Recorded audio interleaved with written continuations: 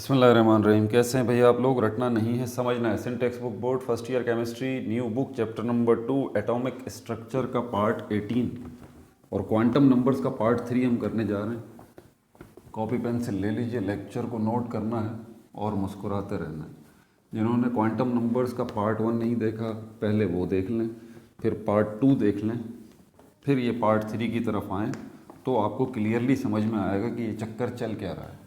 याद रहे कि केमिस्ट्री की दुनिया के काफ़ी कॉम्प्लिकेटेड कॉन्सेप्ट्स में से ये है। काफ़ी लोगों को पता ही नहीं होता कि क्वांटम नंबर्स का मकसद क्या है। क्वांटम नंबर्स का मकसद क्या है? आसान सा और टू द पॉइंट का क्वांटम नंबर्स का मतलब है एक एटम के अंदर किसी इलेक्ट्रॉन की लोकेशन बताना कि वो कहाँ मौजूद है, उसकी शेप बताना, उसका स्पिन बताना और उसकी ओरिएंटेशन या उसकी डायरेक्शन बताना।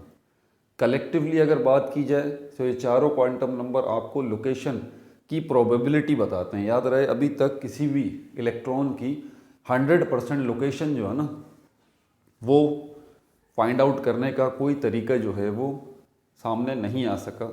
बहुत बड़ी हर्डल है, ये मुमकिन नहीं है, अभी तक साइंस का ये मानना है। ठीक है, तो हम प्रोबेबिलिटी पॉसिबिलिटी की तरफ चलते हैं। मैक्सिमम लाइक्लीहुड या मैक्सिमम प्रोबेबिलिटी, मैक्सिमम चांस, बहुत ज़्यादा चांसेस एक इलेक्ट्रॉन के किसी जगह पर मौजूद होने के, लोकेट होने के, वो आप फाइंड आउट कर सकते हैं। प्रोबेबिलिटी बार बार वर्ड यूज़ कर रहा हूँ, इसका मतलब ये है कि कहाँ बहुत ज़्यादा चांसेस हों कि हाँ भाई कि 90%, 95% परसेंटेज में समझा रहा हूँ कि इस जगह पर इलेक्ट्रॉन लाजमी मौजूद होगा। मिसाल के तौर पर इलेक्ट्रॉन कहाँ पर होता है? इलेक्ट्रॉन एटम में होता है, जाहिर सी बात है। एटम के अंदर कहाँ होगा? शेल में होगा। शेल के अंदर कहाँ होगा? सब शेल में होगा। सब शेल के अंदर कहाँ होगा? ऑर्बिटल में होगा। ऑर्बिटल, ये है वो आखिरी जगह। तो आप कर क्या रहे हैं? आप थोड़ा सा गौर करें इस बात के ऊपर। मैंने पिछली वीडियो में भी आपको ये बात समझाई थी कि अगर मेरी लोकेशन कोई जानना चाहता है, कोई बाहर मेरा दोस्त बैठा है अमेरिका में, तो मैं देखूं, मैं ज़्यादा प्रोबेबिलिटी, देखें प्रोबेबिलिटी बढ़ रही है, पॉसिबिलिटी बढ़ रही है, ठीक है, लाइक्लीहुड बढ़ रहा है, ठीक है। आप इलेक्ट्रॉन को घेर रहे हैं, ठीक है, इलेक्ट्रॉन को घेर रहे हैं, तो आप क्या करते हैं? एरिया तंग करते हैं ना। छोटी सी मिसाल है बच्चों वाली, लेकिन आपको बड़ा आसानी से समझ में आ जाएगा। घरों में लोग मुर्गियां भी पाल लेते हैं ना, तो मुर्गी को अगर किसी को पकड़ना हो एक रूम के अंदर से, तो क्या करते हैं? तो यहाँ पर एक बच्चा यहाँ खड़ा हो गया, एक बच्चा यहाँ खड़ा हो गया, एक बच्चा यहाँ खड़ा हो गया, घेरा तंग करते हैं, ठीक है। मुर्गी को पकड़ना है, बड़ी शरारती मुर्गी है, काबू नहीं आ रही, तो बच्चा एक यहाँ से आता है, यहाँ से आता है, यहाँ से आता है। क्या कर रहे हैं बच्चे? ये स्पेस को कम करते जा रहे हैं, कम करते जा रहे हैं।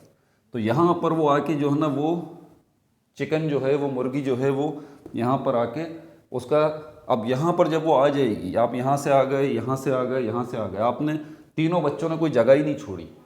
अब प्रोबेबिलिटी क्या है?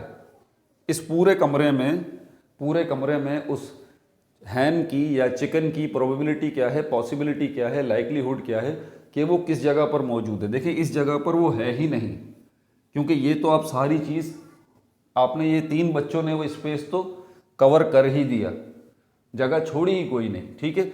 आखिर में कहाँ पे पहुँचे? इस कोने पे पहुँचे, और यहाँ पर जो है वो मैक्सिमम प्रोबेबिलिटी है उस चिकन की या हैन की या मुर्गी की कि वो यहाँ पर इस छोटे से स्पेस में मौजूद है।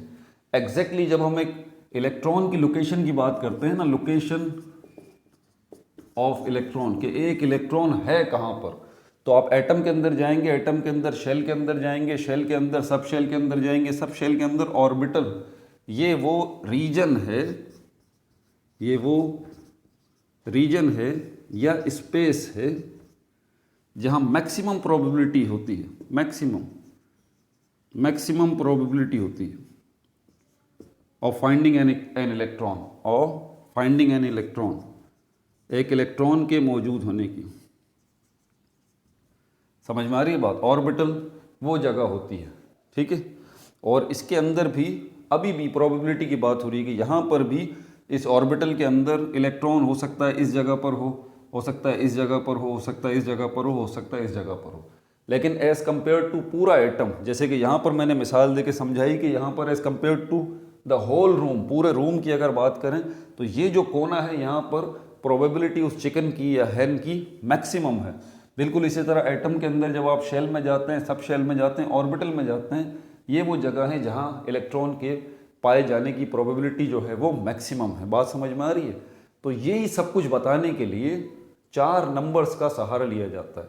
ठीक है, जब आपको ये चारों नंबर्स पता लग जाते हैं, कौन कौन से तरतीब से हैं, एक हमारे पास प्रिंसिपल क्वांटम नंबर है, ठीक है, जिसको हम n से रिप्रेजेंट करते हैं। दूसरा जो क्वांटम नंबर है हमारे पास एजीमुथल क्वांटम नंबर है जिसको L से रिप्रेजेंट करते हैं। तीसरा क्वांटम नंबर जो आज हम पढ़ेंगे इस वीडियो के अंदर, मैग्नेटिक क्वांटम नंबर, जिसको m से रिप्रेजेंट करते हैं। और चौथा क्वांटम नंबर जो है वो स्पिन क्वांटम नंबर है, जिसको हम s से रिप्रेजेंट करते हैं। ये चारों क्वांटम नंबर्स आपको पता होंगे तब जाके आप एक इलेक्ट्रॉन की पोजीशन बता सकते हैं कि एक इलेक्ट्रॉन जो है वो कहाँ पर मौजूद है एक एटम के अंदर। और यही चारों नंबर तरतीब से देखें, आपको प्रिंसिपल क्वांटम नंबर आपको शेल की तफसील देता है और एजीमुथल क्वांटम नंबर जिसको L से रिप्रेजेंट करते हैं वो आपको सब शेल की तफसील देता है। ठीक है, और मैग्नेटिक क्वांटम नंबर जो है वो आपको आगे सब शेल्स की शेप की तफसील देता है। ठीक है, मैग्नेटिक क्वांटम नंबर जो भी हम पढ़ने जा रहे हैं ना, ये आपको ऑर्बिटल्स की डायरेक्शन बताएगा, किस रुख पे पड़े हुए हैं, डायरेक्शन, या आप इसको सिमत कह लें, या इसको एक और नाम दे देते हैं ओरिएंटेशन।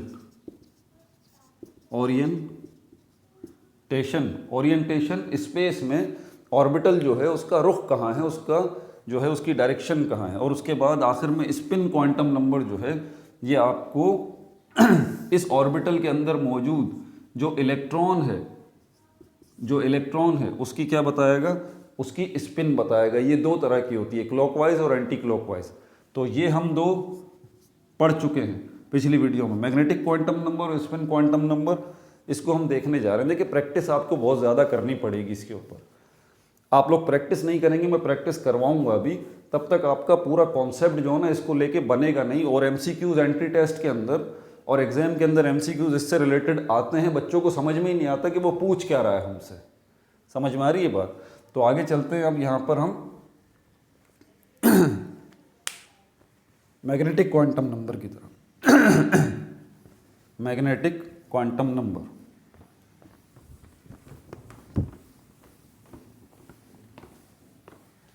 ये आप बुक खोल लीजिए, बुक लाजमी आपके पास खुली हुई हो। ठीक है, प्रैक्टिस भी साथ साथ करनी है, लेक्चर को भी नोट करना है, मैं साथ साथ प्रैक्टिस भी करवाता रहूँगा। आपकी बुक खोलिए तो आपकी बुक का ये पेज नंबर है, आपकी बुक का पेज नंबर है ये 40। आप देखें यहाँ पर मैग्नेटिक क्वांटम नंबर शॉर्ट में लिख रहा हूँ, क्वांटम नंबर पार्ट 3 है ये। ठीक है, और इसके अंदर हम तीसरा क्वांटम नंबर मैग्नेटिक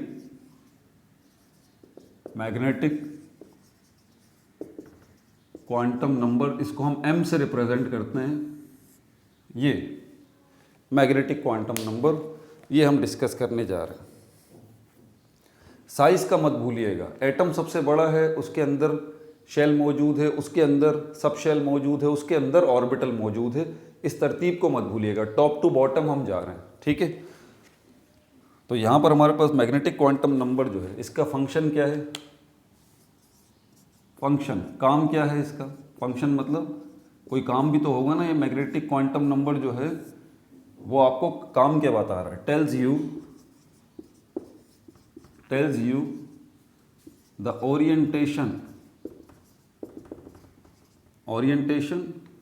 ओरिएंटेशन का एग्जैक्ट मतलब होता है रुख, किस रुख पर मौजूद है। ठीक है, ओरिएंटेशन या आसान लफ्जों में इसको हम डायरेक्शन कहते हैं। Tells you the orientation of an orbital in a subshell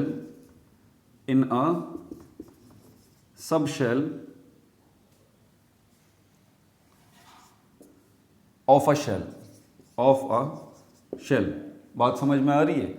तो मैग्नेटिक क्वांटम नंबर देखें क्या बता रहा है आपको, ओरिएंटेशन बता रहा है, ओरिएंटेशन बता रहा है या डायरेक्शन बता रहा है किसकी, ऑर्बिटल की। ये ऑर्बिटल कहाँ मौजूद है सब शेल में मौजूद है।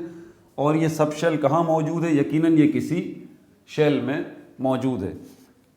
शेल आपको पता है हमारे पास क्या कौन कौन से होते हैं, स्टार्टिंग फ्रॉम लोवेस्ट हमारे पास के है, एल है, एम है, एन है, डॉट डॉट डॉट।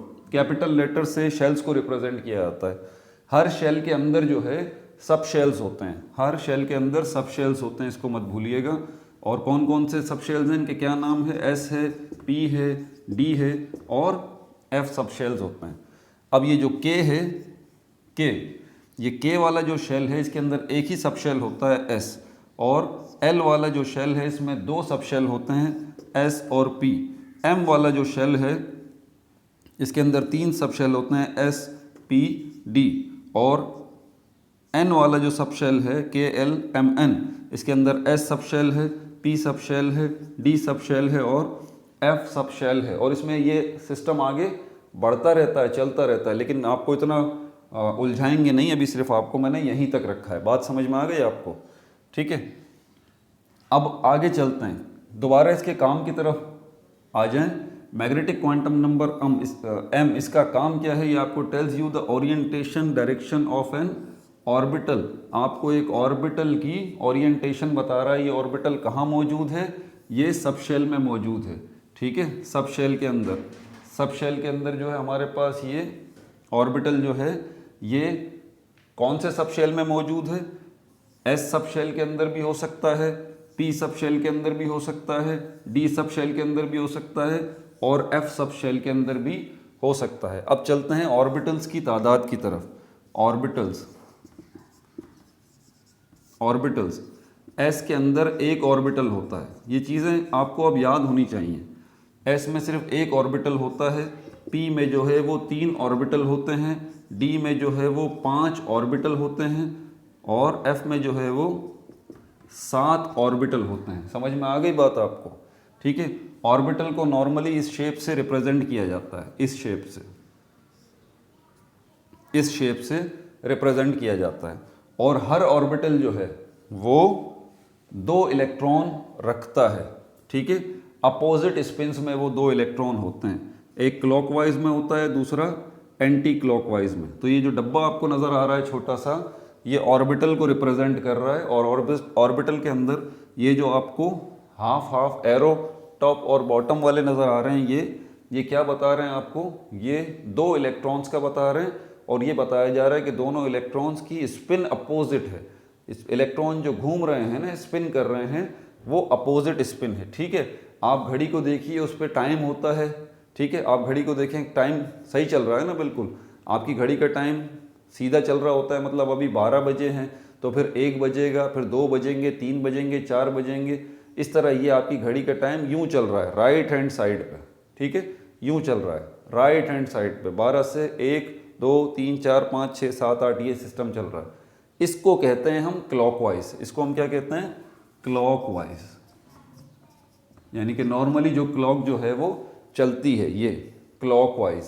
ठीक है, और उल्टी अगर घड़ी चले, उल्टी तो खैर नहीं चलती, उल्टी अगर चले तो फिर 12 से 11, 10, 9, 8, 7, 6, 5, 4 इस तरह से। ये जो डायरेक्शन है इसको हम कहते हैं एंटी क्लॉकवाइज, एंटी क्लॉकवाइज। ये जो एक ऑर्बिटल के अंदर ये जो इलेक्ट्रॉन होते हैं, एक ऑर्बिटल के अंदर ये जो इलेक्ट्रॉन होते हैं, इनकी स्पिन क्योंकि अपोजिट होती है, एक इलेक्ट्रॉन क्लॉकवाइज घूम रहा होता है तो दूसरा इलेक्ट्रॉन एंटी क्लॉकवाइज घूम रहा होता है। समझ में आ गई बात? तो यहां पर हम कह सकते हैं कि स्पिन जो है वो spin off electron, spin off 2 electrons, 2 electrons के जो स्पिन है एक ऑर्बिटल के अंदर, याद रहे एक ऑर्बिटल में 2 ही इलेक्ट्रॉन हैं, एक ऑर्बिटल के अंदर 2 इलेक्ट्रॉन जो है उनके स्पिन जो है, एक का क्या है क्लॉकवाइज है और दूसरे का क्या है anti clockwise, anti clockwise. Clockwise और एंटी क्लॉकवाइज। नॉर्मली हम जो है वो बता देते हैं कि भाई ये क्लॉकवाइज जो है ये, अच्छा क्लॉकवाइज और एंटी क्लॉकवाइज, इसके लिए साथ कुछ नंबर्स भी दिए गए हैं, जैसे कि -1/2। -1/2 जो है ये क्लॉकवाइज डायरेक्शन के लिए है, और 1/2 जो है ये किसके लिए है, एंटी क्लॉकवाइज डायरेक्शन के लिए। ठीक है, आपकी बुक में यही दिया गया है। तो जहाँ पर जब आपसे पूछा जाए कि एक इलेक्ट्रॉन जो है और ये, चलें मैं बताना नहीं चाह रहा था, मैं मैग्नेटिक क्वांटम नंबर पढ़ा रहा था और पढ़ाते पढ़ाते स्पिन क्वांटम नंबर की तरफ आ गया हूँ। ये जो दो नंबर आपको नज़र आ रहे हैं ना, -1/2 और 1/2, अब ये भी समझ लीजिए ये स्पिन क्वांटम नंबर है। ये क्या है, ये स्पिन क्वांटम नंबर है। दो हमारे पास स्पिन क्वांटम नंबर होते हैं, ठीक है। और ये स्पिन क्वांटम नंबर आपको क्या बता रहे हैं, ये दोनों ये आपको स्पिन बता रहे हैं। किसकी स्पिन, इलेक्ट्रॉन्स की। कहाँ है ये इलेक्ट्रॉन्स, एक ऑर्बिटल में। कितने हैं, दो। एक ऑर्बिटल में सिर्फ दो ही आ सकते हैं। तो एक ऑर्बिटल के अंदर जो दो इलेक्ट्रॉन हैं उनकी स्पिन अगर हमें बतानी हो तो हम कैसे बताएंगे कि एक की इलेक्ट्रॉन की स्पिन क्लॉकवाइज है और दूसरी की एंटी क्लॉकवाइज है। समझ में आ रही है बात आपको, ठीक है। दूसरे की एंटी क्लॉकवाइज है। अब यहाँ पर मैं कह रहा हूँ ना, प्रैक्टिस करनी पड़ेगी। मैं आपको छोटे छोटे से क्वेश्चंस जो है ना दे के बताऊँगा। जैसे अभी स्पिन क्वांटम नंबर का ही मैं आपको एक ओरल क्वेश्चन पूछ लेता हूँ। अगर आपसे ये सवाल पूछा जाए कि एक शेल के अंदर एक ऑर्बिटल है, उसके अंदर जो एक इलेक्ट्रॉन है उसका स्पिन जो है वो क्लॉकवाइज है, आप उसका स्पिन क्वांटम नंबर बता दीजिए। समझ में आ गई बात। तो -1/2 स्पिन क्वांटम नंबर हो गया उसका। समझ में आ गई बात। अब इसको उल्टा कर लें, देखें घुमा फिरा के क्वेश्चन पूछे जाते हैं। अगर आपसे ये पूछा जाए कि एक एटम है, उसके अंदर शेल है, उसके शेल के अंदर सब शेल है, सब शेल के अंदर एक ऑर्बिटल है, उसके अंदर एक इलेक्ट्रॉन है, उसका स्पिन क्वांटम नंबर -1/2 है। आप बताइए उसकी डायरेक्शन क्लॉकवाइज है या एंटी क्लॉकवाइज है। तो याद रखिए ये क्लॉकवाइज है आपकी बुक के मुताबिक। लेकिन हकीकत में आपको बताऊं, डायरेक्शन जो है ना, ये एक को -1/2 दूसरे को +1/2 रखा गया है। तो ये सिर्फ समझाने के लिए कि भाई दोनों की स्पिन अपोजिट है। बात समझ आ रही है। आप चाहें तो -1/2 को क्लॉकवाइज एंटी क्लॉकवाइज कर दें। बात समझ आ रही है। फ़र्क बताने के लिए कि सिर्फ कि भाई एक की डायरेक्शन क्लॉकवाइज है तो दूसरे की एंटी क्लॉकवाइज है। इससे कोई फ़र्क नहीं पड़ता कि आप -1/2 को एंटी क्लॉकवाइज कर दें या +1/2 को जो है वो इसको क्लॉकवाइज कर दें। मकसद सिर्फ फ़र्क रखने का है दोनों इलेक्ट्रॉन्स की। बात समझ आ रही है। तो अब ये मैंने आपको सारा सिनेरियो समझा दिया। आपको अभी मैंने मैग्नेटिक क्वांटम नंबर भी बता दिया कि मैग्नेटिक क्वांटम नंबर जो है वो आपको क्या बता रहा है, टेल्स यू द ओरिएंटेशन या डायरेक्शन ऑफ एन ऑर्बिटल। अब हम ज़रा स्पिन क्वांटम नंबर की तरफ नहीं, अब ज़रा मैग्नेटिक क्वांटम नंबर की तरफ ही आते हैं। तो tells you the orientation of an orbital in a subshell of a shell. किसी शेल के अंदर, वो शेल के भी हो सकता है जिसमें एक ही ऑर्बिटल है, वो शेल एल हो सकता है जिसमें दो सब शेल हैं, सॉरी के शेल हो सकता है जिसमें एक सब शेल है, वो जो है वो एल शेल हो सकता है जिसमें दो सब शेल हैं, वो एम शेल हो सकता है जिसमें 3 सब शेल हैं, और वो एन शेल हो सकता है जिसमें 4 सब शेल हैं। ठीक है। तो ये क्या बता रहा है मैग्नेटिक क्वांटम नंबर, आपको ओरिएंटेशन ऑर्बिटल की बता रहा है। ठीक है। ऑर्बिटल कहाँ मौजूद हैं, अब मैं ऑर्बिटल बना रहा हूँ। ये के हमारे पास क्या होगा, शेल। ये sp df ये हमारे पास क्या होगा, सब शेल्स। और अब ऑर्बिटल की तरफ आए। ऑर्बिटल वैसे मैंने यहाँ तफसील लिख दी है, ठीक है, लेकिन यहाँ पर थोड़ा कंडेंस फॉर्म में आ जाएगा। ठीक है। ऑर्बिटल की तरफ आए तो हमारे पास s के अंदर एक ऑर्बिटल होता है, ठीक है भाई। और अब देखें, ये मत भूलिएगा कि ये s वाला जो है ना, ये दोबारा रिपीट हो रहा है।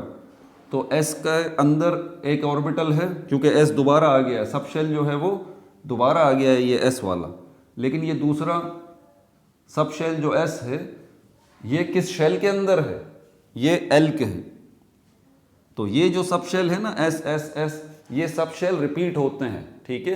ये सब शेल रिपीट होते हैं। के शेल के अंदर भी पहला सब शेल एस है, एल शेल के अंदर भी पहला सब शेल एस है, एम शेल के अंदर भी पहला सब शेल एस है, एन शेल के अंदर भी पहला सब शेल एस है। देख रहे हैं आप, आपको याद होगा पहली वीडियो में क्वांटम नंबर पार्ट 1 और क्वांटम नंबर पार्ट 2 के अंदर मैंने आपको एक पिक्चर बना के दिखाई थी। मैंने आपको बताया था कि एक ग्राउंड है जिसके अंदर घर मौजूद हैं, 4 घर मौजूद हैं, ठीक है। पहला वाला जो घर है उसके अंदर 1 रूम है, दूसरा वाला जो घर है उसके अंदर 2 रूम है, तीसरा वाला जो घर है उसमें 3 रूम है, चौथा वाला जो घर है उसमें 4 रूम है। समझ आ रही है बात। फिर मैंने वो जो रूम्स की तफसीलात थी वो भी आपको पूरी वो बना के दिखाई थी, और मैंने आपको फिर किचन कैबिनेट का बताया था कि हर ये जो रूम हैं इनके अंदर किचन कैबिनेट मौजूद हैं। पहला वाला जो घर है उसका जो 1 रूम है उसमें 1 किचन कैबिनेट है, जो दूसरा वाला घर है उसमें 2 रूम हैं, पहले रूम के अंदर 1 किचन कैबिनेट है और दूसरे रूम में 3 किचन कैबिनेट हैं। फिर उसके बाद मैंने कहा था तीसरे घर की तरफ चलते हैं, तो तीसरे घर में 3 रूम हैं, पहला रूम जो है उसके अंदर 1 किचन कैबिनेट है, दूसरा रूम है उसके अंदर 3 किचन कैबिनेट्स हैं, और जो तीसरा रूम है उसके अंदर 5 किचन कैबिनेट्स हैं। फिर मैंने समझाया था चौथे घर की तरफ चलिए आप, चौथे घर में जाके आपके पास 4 रूम आ जाते हैं। पहला जो रूम है उसके अंदर 1 किचन कैबिनेट है, दूसरा जो रूम है उसके अंदर 3 किचन कैबिनेट्स हैं, तीसरा जो रूम है उसके अंदर 5 किचन कैबिनेट्स हैं, और चौथा जो रूम है उसके अंदर 7 किचन कैबिनेट्स हैं। फिर आखिर में मैंने आपको ये बात बताई थी, याद है मैंने क्या कहा था? मैंने कहा था ये जो मैं ग्राउंड बता रहा हूँ आपको ये असल में एटम है, और ये जो मैं घर बता रहा हूँ आपको 4 घर, ये क्या हैं? ये शेल हैं, KLMN, पहला शेल, दूसरा शेल, तीसरा शेल और चौथा शेल, जिनको मैंने बताया था कि ये घर हैं। जैसे घरों के अंदर रूम थे, बिल्कुल इसी तरह इन शेल्स के अंदर सब शेल हैं। मैंने कहा था कि पहले घर के अंदर एक ही रूम है, ये रहा पहला घर के, और इसके अंदर एक ही रूम है, यानी कि सब शेल। तो पहले शेल के अंदर एक ही सब शेल है, ठीक है। दूसरे शेल के अंदर 2 सब शेल हैं। मैंने कहा था दूसरे घर में 2 रूम हैं, पहला रूम और दूसरा रूम, पहला सब शेल और दूसरा सब शेल। फिर मैंने कहा था कि तीसरा जो घर है उसमें 3 रूम हैं। यहाँ पर देख लीजिए तीसरा शेल है, इसके अंदर ये रहे वो 3 रूम SPD। और मैंने तीसरे घर में क्या बताया था कि 3 जो रूम हैं ये 3 रूम आ गए। S सब शेल रूम से मैंने रिप्रेजेंट किया है, S subshell, P subshell, D subshell, ये M शेल के अंदर आ रहा है। N शेल की तरफ चलें तो इसके अंदर 4 सब शेल हैं, और ये कौन सा शेल है? ये चौथे नंबर का शेल है। अब उस एग्जाम्पल को याद करें, चौथे नंबर का घर है ये N। उस चौथे नंबर के घर में 4 रूम थे, इस चौथे नंबर के शेल में 4 सब शेल हैं। फिर मैंने आपको ये बात बताई थी कि पहला जो घर है, यानी कि पहला जो शेल है, उस पहले घर में 1 रूम है। यहाँ पहले शेल के अंदर 1 सब शेल है। फिर मैंने बताया था पहला जो घर है, पहला जो रूम है उसके अंदर 1 किचन कैबिनेट है। यहाँ पर जो ऑर्बिटल हैं, ये ऑर्बिटल असल में किचन कैबिनेट से मैं इनको रिप्रेजेंट कर रहा हूँ। ऑर्बिटल क्या है? किचन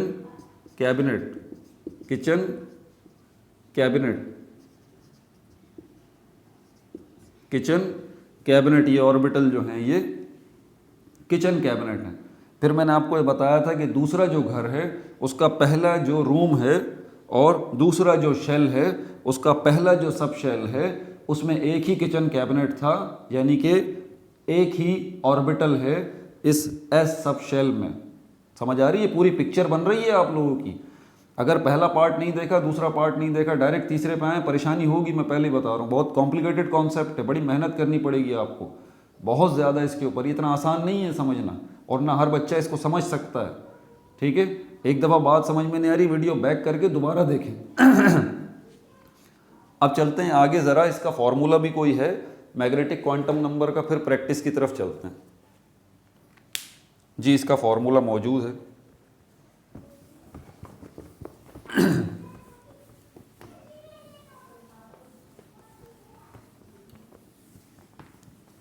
मैग्नेटिक क्वांटम नंबर का फॉर्मूला मौजूद है।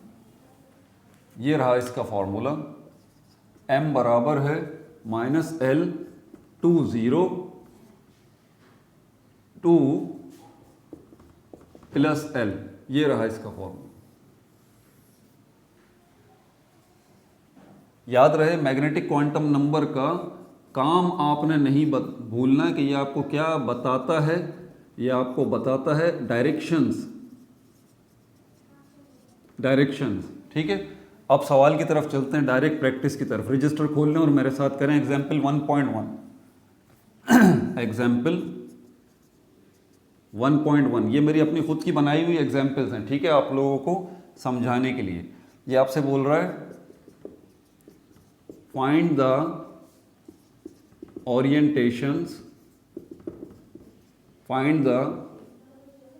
orientations of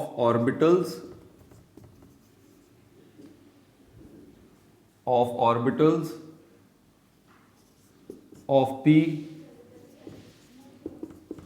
subshell of L shell। अब देखें एल शेल, सबसे पहले शेल को पकड़ा करें। एल शेल उसने बताया है, आपको पता है एल शेल जो है वो दूसरे नंबर का शेल होता है और उसका नंबर क्या है 2। समझ में आ रही है बात? उसका नंबर क्या है, n इज इक्वल टू 2, ये मत भूलिएगा। तो अब ये क्या बोल रहा है आपसे, फाइंड द ओरिएंटेशंस, मतलब मैग्नेटिक क्वांटम नंबर। देखिए ऐसे भी आपसे सवाल पूछा जा सकता है, फाइंड द ओरिएंटेशंस। ये नहीं बोलेगा मैग्नेटिक क्वांटम नंबर बताएं, आपसे बोलेगा फाइंड द ओरिएंटेशंस। किसकी? ऑर्बिटल्स की। और ये ऑर्बिटल्स कहाँ मौजूद हैं? यकीनन सब शेल में मौजूद हैं। कौन से सब शेल में? पी सब शेल के अंदर। अब ये पी सब शेल जो है ये तो एन जो शेल है उसके अंदर भी है, ये पी सब शेल तो एम जो शेल है उसके अंदर भी है, और ये पी सब शेल तो एल शेल जो है उसके अंदर भी है। तो उसने क्लियरली बताया कि भाई जो एल शेल है, दूसरे नंबर वाला शेल है, उसका जो पी सब शेल है उसके अंदर जो ऑर्बिटल्स हैं उनकी आप ओरिएंटेशंस बता दीजिए। तो फॉर्मूला इसका लगाते हैं यहाँ पर हमारे पास, m is equal to -L to 0 to plus L। ये रहा फॉर्मूला। अब प्रॉब्लम यहाँ पर यह है कि इस फॉर्मूले को समझने के लिए इसमें हमारे पास L की वैल्यू हमें पहले पता होनी चाहिए। आपको पता है L की वैल्यू, फर्स्ट फाइंड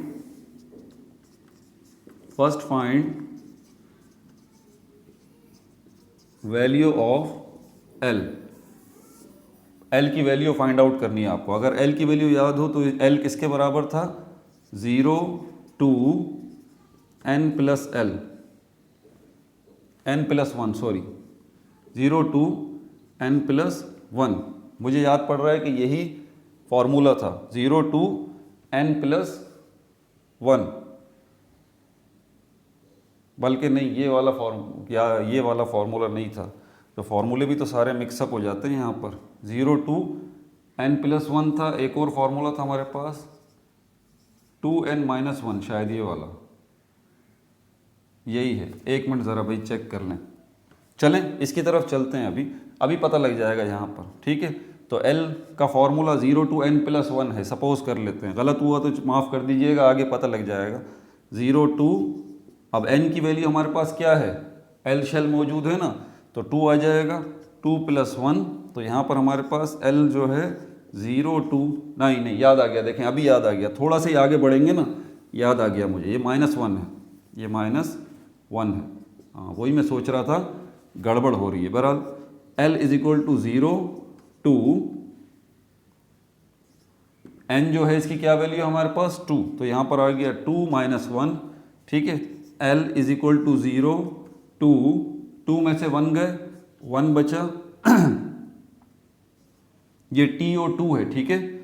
और L is equal to 0 to, मतलब L की वैल्यू 0 से आगे तक जाएगी। कहाँ तक जाएगी? जो इस ब्रैकेट की वैल्यू आपके सामने आएगी वहाँ तक जाएगी। दोबारा सुन लें, L की वैल्यू 0 से कहाँ तक जाएगी? यहाँ तक जाएगी जो इस ब्रैकेट की वैल्यू आएगी। तो हमारे पास क्या वैल्यू आई है इस ब्रैकेट की? 1 आई है। तो यहाँ पर 0 टू 1, इसी बात को मैं ऐसे भी लिख सकता हूँ, L इज इक्वल टू 0, 1। तो एल की आपके पास दो वैल्यूज़ आ गई, एल की आपके पास दो वैल्यूज़ आ गई।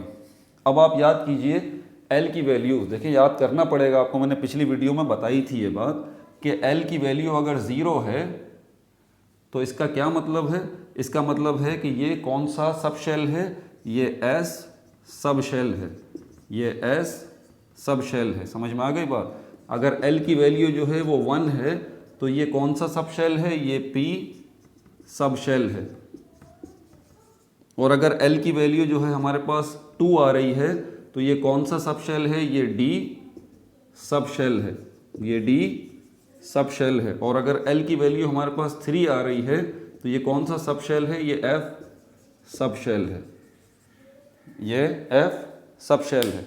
अब आप देख लीजिए आपके पास कौन सी वैल्यू आ रही है, आपके पास दो वैल्यूज़ जो हैं वो एल की आ रही हैं। जब एन की वैल्यू आपने 2 ली है, उसने बताया है ना कि एल शेल है तो एन इज इक्वल टू 2, तो अब 2 आ गई। अब यहाँ पर क्योंकि अब ज़रा सवाल को, मैंने कहा ना बड़ा कॉम्प्लिकेटेड है, सवाल को समझो। बोल रहा है फाइंड द ओरिएंटेशंस या magnetic quantum number of orbitals in P sub shell. Clearly वो आपको बोल रहा है पी सब शेल के अंदर जो ऑर्बिटल्स हैं उनकी ओरिएंटेशंस बताइए, उनके मैग्नेटिक क्वांटम नंबर्स जो है वो बताइए।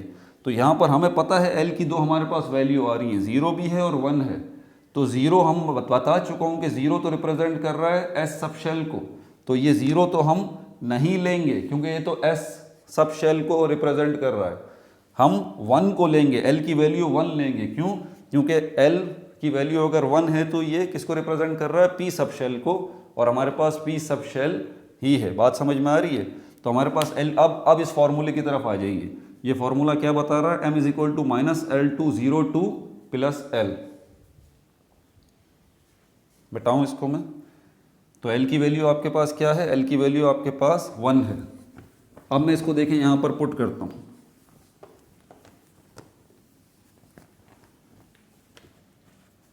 क्या लिखा था मैंने, first find value of L, value of L. तो इसकी वैल्यू हमने फाइंड आउट की है अभी। एल फॉर्मूला लिख देता हूँ, L is equal to 0 to n minus 1, ये हो गया। और एल की वैल्यू अभी हमने 2 निकाली थी, कितनी, 2 निकाली थी, 0 और 1। लेकिन हम ये जो है वो 1 वाली एल की वैल्यू यहाँ पर यूज़ करेंगे। नाउ अब क्या करना है, इस फॉर्मूले को ले आइए, m is equal to minus L to 0 to plus L. अब एल की वैल्यू कौन सी ली है हमने, 1 ली है, ये 1 पी को रिप्रेजेंट कर रहा है। तो ये हो जाएगा -1 टू 0 टू प्लस 1। और अब इसको आगे हम सॉल्व करेंगे। कंफ्यूज मत होइएगा, ये TO2 ये इंग्लिश वाला है, TO2 ये इंग्लिश वाला है, ठीक है। तो बोल रहा है -1 से लेके 0 तक जाएंगे और 0 से आगे फिर +1 तक जाएंगे। आपको याद है नंबर लाइन, बच्चों छोटी क्लासेस में भी सिखाते हैं भाई नंबर लाइन क्या होती है। ये 0 है, 0 के राइट हैंड साइड वाले नंबर पॉजिटिव हैं, लेफ्ट हैंड साइड वाले नंबर नेगेटिव हैं। तो ये +1 होता है, +2 होता है, +3 होता है, dot dot dot dot dot. पीछे की तरफ आए तो ये -1 है, -2 है, -3 है, dot dot dot dot dot. समझ में आ गई बात। ये आसान सी नंबर लाइन है जो कि बच्चों को समझाई जाती है। ये नंबर लाइन ही है असल में। यहाँ पे ये देखें क्या बोल रहा है, -1 टू 0। तो यहाँ -1 देखें, ये -1 से आगे जाएंगे ये 0 आ जाएगा, इससे आगे जाएंगे +1 आ जाएगा। समझ में आ गई बात। तो -1 टू 0 टू +1। तो हमारे पास m की वैल्यू इस पॉइंट ऑफ व्यू से आएंगी -1 0 +1। 3 वैल्यूज़ हमारे पास m की जो है वो आ चुकी हैं। 3 वैल्यूज़ हमारे पास m की जो है वो आ चुकी हैं। अब ज़रा आप याद कीजिए क्या बात, ऑर्बिटल्स जो हैं बताए थे मैंने कि s के अंदर एक ऑर्बिटल है, याद है, s के अंदर एक ऑर्बिटल है। इसीलिए क्योंकि ऑर्बिटल ही एक है तो ऑब्वियस सी बात है कि भाई उसकी ओरिएंटेशन या उसका रुख या उसकी डायरेक्शन भी एक ही होगी ना। तो ऑर्बिटल की एक ही डायरेक्शन होगी, दो थोड़ी ना होंगी।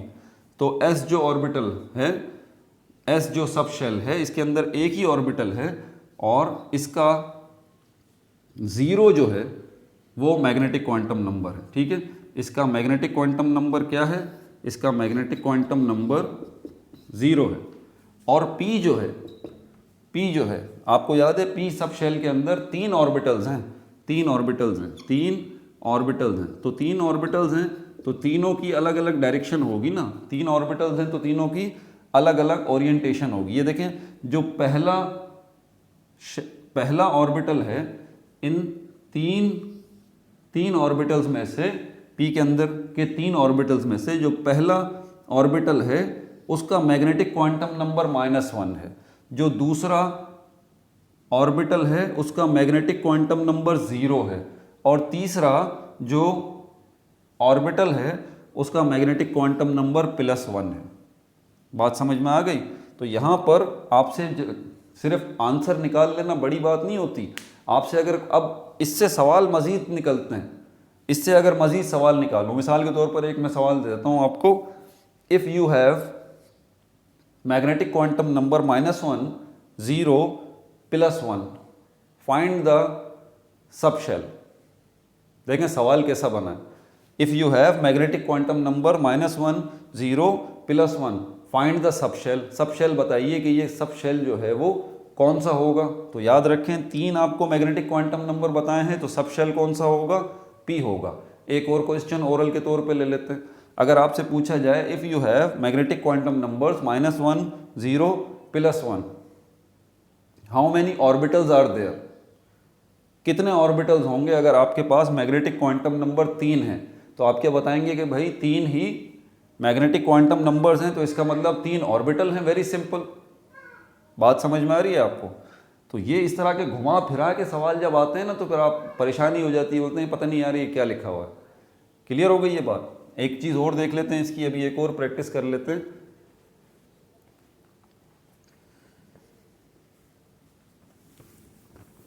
साथ साथ मेरे वीडियो को रोक के जो है ना आप लोग साथ साथ लिखा करें। Find the orientations of orbitals of SP, D की तरफ आ जाते हैं। D सबशेल ऑफ M की तरफ चलते हैं। M शेल, आपको पता है M कौन सा है? M शेल कौन सा होता है? तीसरे नंबर वाला होता है। पहला K शेल होता है, दूसरा KL शेल होता है और तीसरा M शेल होता है। तो ये तीसरा इसका n = 3 हो जाएगा।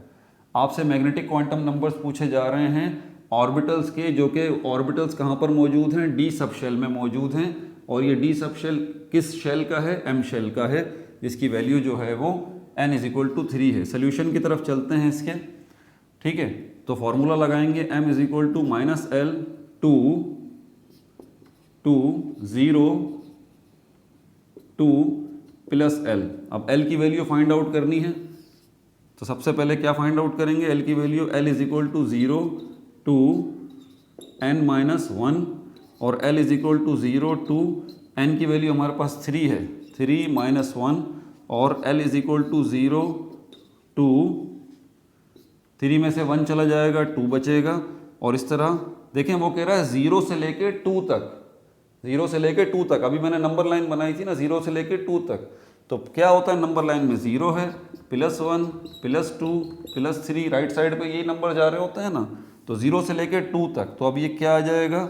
0, 1, 2, 3 आपके पास ये L की वैल्यूज़ आ जाएंगी। याद रहे L की वैल्यूज़ असल में आपके पास एजीमुथल क्वांटम नंबर है ये L। तो मैं इसको यूँ भी कहा जा सकता है कि आपके पास एजीमुथल क्वांटम नंबर्स जो हैं वो 3 हैं, 0, 1, 2। समझ में आ रही है बात? 3 हैं। अब यहाँ इसको हम ज़रा एनालिसिस करते हैं इसका। तो हमारे पास उसने बोला find the orientations of orbitals of D subshell. उसने D सबशेल का कहा है। हमें पता है कि S सबशेल जो है वो, अगर दोबारा मैं लिख दूं, अगर L की वैल्यू 0 है तो इसका मतलब क्या है? ये कौन सा सबशेल है? ये S सबशेल है, S सबशेल है। अगर L की वैल्यू 1 है तो ये कौन सा सबशेल है? ये P सबशेल है। अगर L की वैल्यू 2 है तो ये कौन सा सबशेल है? ये D सबशेल है। तो L की वैल्यू कौन सी लेंगे हम? 0 लेंगे? नहीं, 0 तो S सबशेल के लिए है। क्या L की वैल्यू 1 लेंगे? नहीं, 1 तो जो है वो P सबशेल के लिए है। L की वैल्यू हम 2 लेंगे। क्यों? क्योंकि L की वैल्यू 2 है तो ये D सबशेल है और उसने हमसे D सबशेल का ही पूछा है। समझ में आ गई बात? तो L की वैल्यू हम 2 लेंगे यहाँ पर। अब इसमें पुट करते हैं,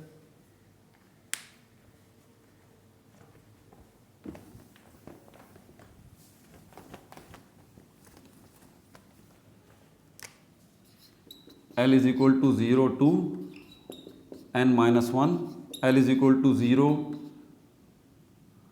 क्या निकली हमारे पास 0 1 और 2, 3 वैल्यूज़ निकल गई थी, शॉर्टकट में यहाँ लिख दिया।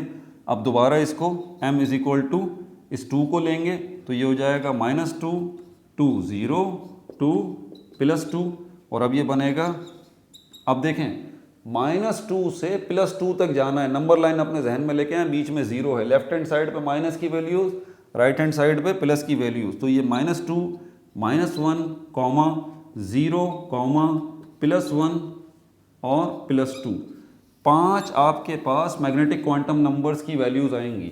5 अब असल में आपके पास मैग्नेटिक क्वांटम नंबर्स आएंगे, -2 -1 0 +1 +2। अब याद कीजिए डी सब शेल, आपको याद है ना, डी सब शेल के अंदर ऑर्बिटल्स कितने होते हैं? 5 ऑर्बिटल्स होते हैं, याद है? 5 ऑर्बिटल्स होते हैं इसके अंदर, 5 ऑर्बिटल्स होते हैं। तो पहला जो ऑर्बिटल है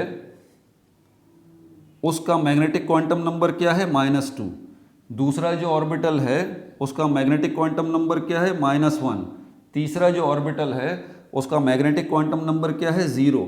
चौथा जो ऑर्बिटल है उसका मैग्नेटिक क्वांटम नंबर क्या है? +1। और पांचवा जो ऑर्बिटल है उसका मैग्नेटिक क्वांटम नंबर क्या है? +2। ठीक है भाई।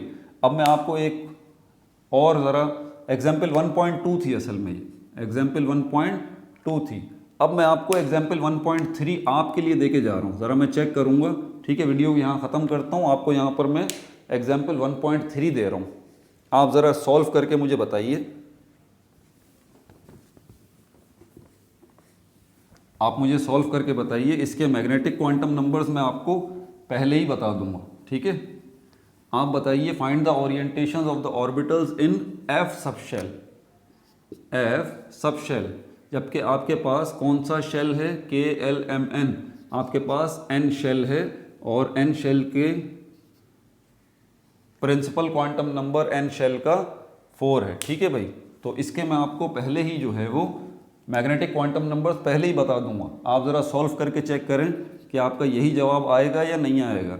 ये होगा हमारे पास -3 -2 -1 0 +1 +2 +3। ये मैग्नेटिक क्वांटम नंबर्स जो है आपके पास आने चाहिए जब आप इस एग्जाम्पल को सॉल्व करके बैठें। आंसर मैंने आपको, मैग्नेटिक क्वांटम नंबर्स मैंने आपको, ओरिएंटेशंस मैंने आपको पहले ही बता दी। अपना बहुत ज़्यादा ख्याल रखिएगा। इसमें हमने मैग्नेटिक क्वांटम नंबर को डिस्कस किया है, अगली वीडियो के अंदर पार्ट 19 के अंदर और क्वांटम नंबर्स पार्ट 4 के अंदर हम जो है वो स्पिन क्वांटम नंबर को डिस्कस करेंगे। अपना बहुत ज़्यादा ख्याल रखिएगा। No like no subscribe, only share.